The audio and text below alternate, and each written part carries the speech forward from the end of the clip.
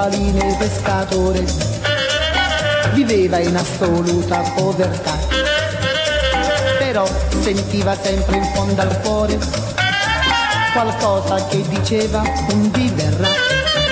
Ed un dì giunse a Sorrento una principessa indiana sopra un grosso bastimento, la bellissima Cali. Pasqualino la guardò e Cali si innamorò ed in India lo portò.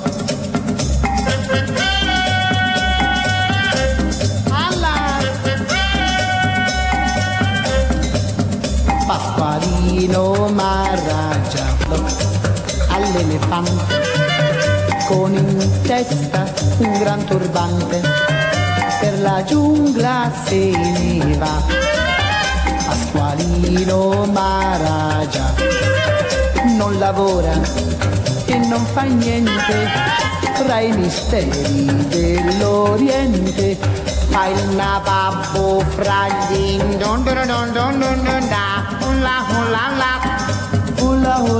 la 100 casse di diamanti grossi grossi, mentre principi potenti gli si inchinano davanti, lui si fuma in narghile.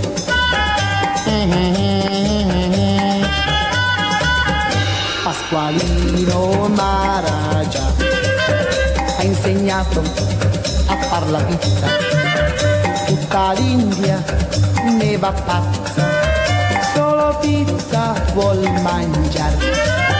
Pasqualino m'arrangiò ha imparato a far l'indiano, ma da buon napoletano chiama tutti oe vaiga, hola hola hola la, hola hola la.